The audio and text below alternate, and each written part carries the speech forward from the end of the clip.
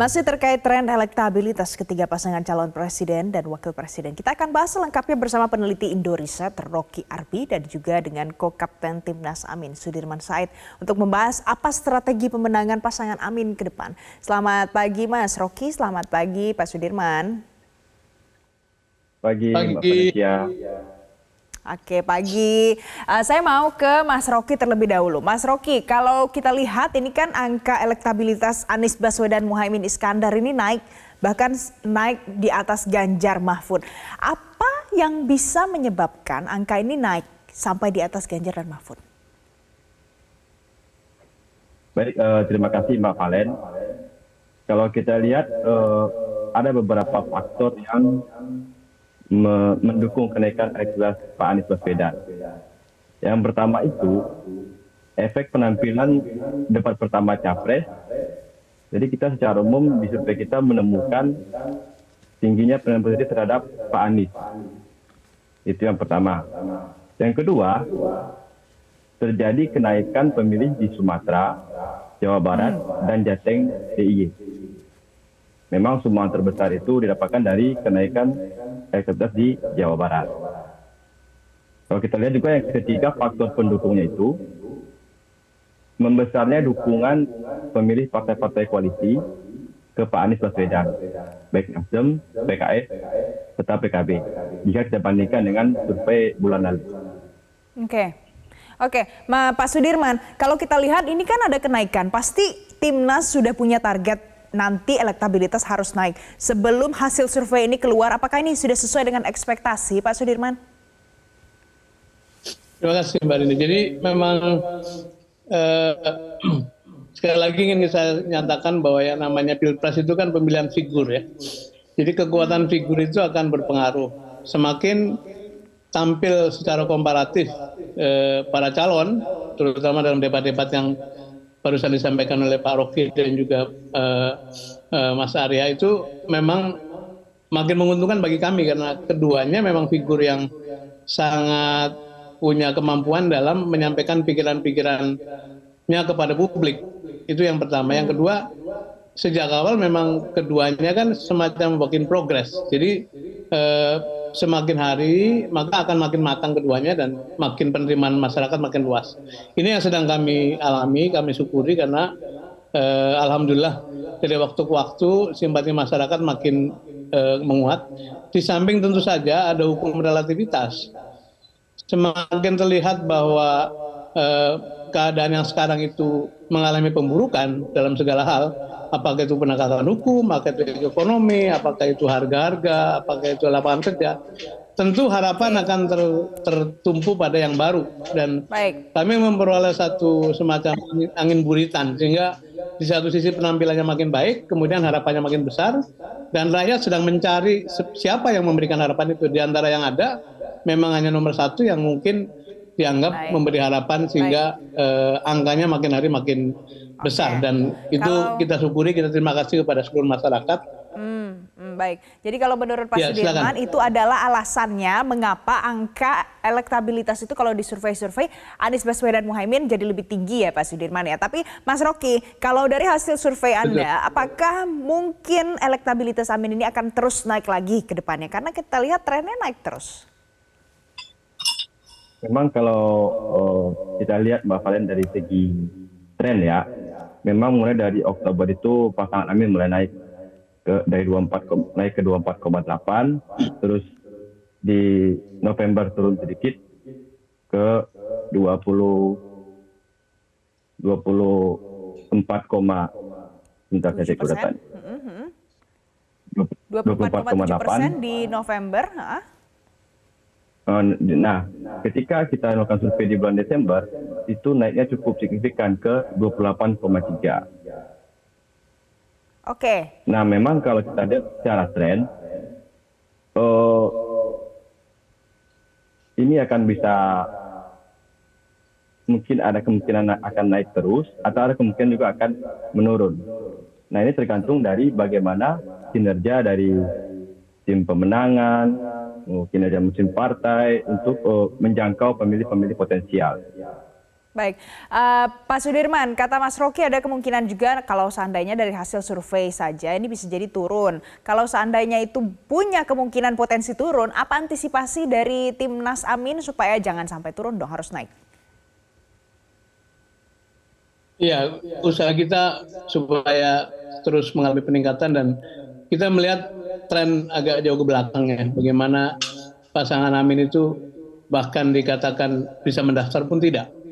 Itu seluruh tahapan kita lalui dengan baik, mendaftar, memperoleh partai, memperoleh pasangan, memperoleh nomor, berdebat, itu kan menunjukkan daya hidup dari pasangan ini luar biasa. Dan itu diamini oleh masyarakat karena tadi sumber harapan tadi. Dan yang ingin saya kemukakan juga begini, sebetulnya yang bekerja habis-habisan untuk membuat pasangan Anies dan Amin itu makin hari makin kuat adalah barisan relawan, barisan partai-partai politik yang betul-betul dengan sukarela melakukan kerja-kerja politik di lapangan, sehingga apa yang disampaikan di panggung-panggung debat maupun panggung diskusi publik itu diresonansi oleh teman-teman partai dan relawan ke bawah dan membuat pesan-pesan itu merembes gitu.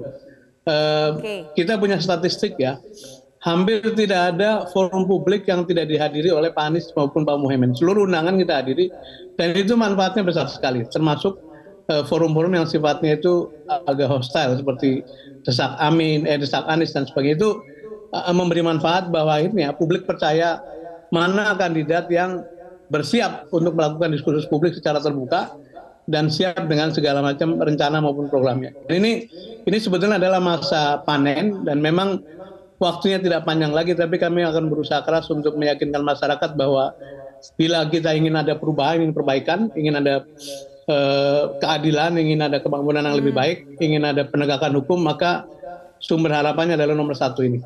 Baik, jadi ada banyak undangan-undangan yang dihadiri Anies, diskusi dilakukan. Mas Rocky, ada yang bisa memaparkan gagasan, ada yang bisa memaparkan gimmick pada saat berkampanye macam-macam jenisnya. Tapi ini ada pengaruhnya tidak dengan angka elektabilitas di survei Anda? Baik, Mbak Valen, memang kalau kita lihat dari cara kampanye itu sangat berpengaruh kepada elektabilitas pasangan calon. Ketika seorang capres itu melakukan mungkin semacam kampanye tatap muka lah, menyentuh ke bawah atau mendatangi masyarakat, itu memang sejauh ini itu kampanye cukup efektif untuk menjangkau pemilih.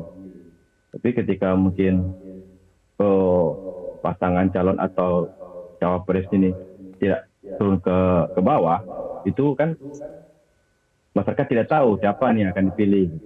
Jadi memang ketika kita datang turun ke lapangan itu, memang masyarakat akan apresiasi sekali. Gitu, Oke, jadi sudah benar ya yang dilakukan ya, karena turun ke lapangan, maka itu jadi salah satu alasan mengapa elektabilitas jadi naik. Tapi Pak Sudirman, tadi Mas Rocky juga sempat singgung kalau angka ini naik karena setelah debat perdana capres kemarin, kemudian disusul debat yang kedua adalah debat cawapres.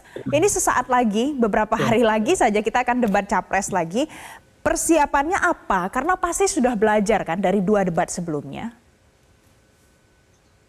Iya, para pengulas debat mengatakan sekurang-kurangnya separuh dari warga maupun pemilih itu menyaksikan debat. Dan saya 2 pekan ini kan berkeliling ke banyak sekali kota-kota kecil ya, di Jawa Tengah, Jawa Timur, kemudian ke Sulawesi Selatan, baru saja kembali dari Sorong, kemarin dari Papua.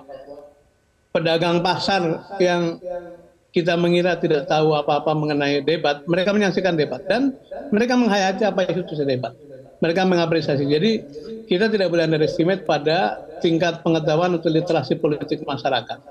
Nah, karena itu memang pasangan Anies dan Muhaimin betul-betul menyiapkan dengan sungguh-sungguh debat, bukan sebagai sarana menjatuhkan lawan, tapi sebagai sarana pendidikan publik untuk menyampaikan pikiran-pikiran terbaik bangsa ini mau dibawa kemana. Dan kan topik ke depan saya kira topik yang menarik Pak juga Sudirman. berkaitan dengan Pak Sudirman, nanti kan salah satu temanya adalah geopolitik. Ada strategi khusus nggak untuk Anies Baswedan? Karena kalau kita lihat kan Prabowo Menteri Pertahanan sekarang. Nah, ini menarik. Pak Anies itu yang tidak diketahui orang adalah background biasanya adalah ekonomi pertahanan, paham betul mengenai geopolitik ya.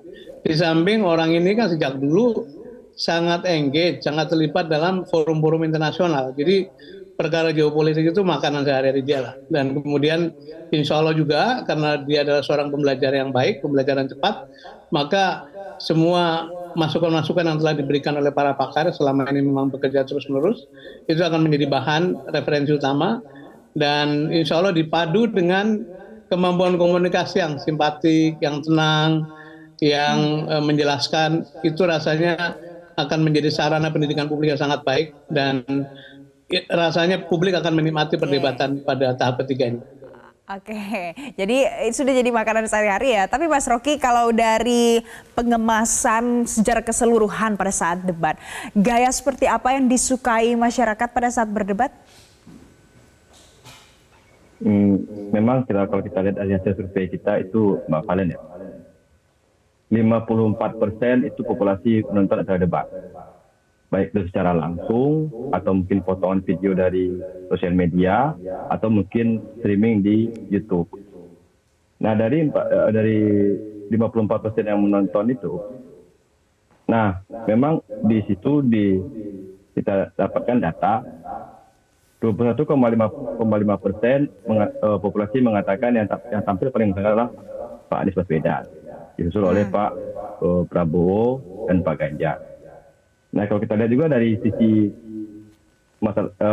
gagasan dan program yang jelas, itu Pak Anies masih tinggi 19,3% dan Pak Prabowo 18%, disusul dengan Pak Ganjar 13,3%.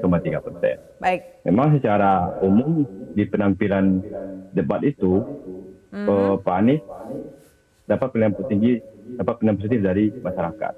Oke, dari yang kemarin kita lihat Anies dapat nilai tertinggi dari masyarakat, tapi nanti kita akan lihat lagi bagaimana debat selanjutnya. Terima kasih Mas Rocky Arbi, peneliti Indoriset sudah bergabung bersama kami. Terima kasih Pak Sudirman Said, Kapten Timnas Amin sudah bergabung bersama kami pagi ini di Selamat Pagi Indonesia.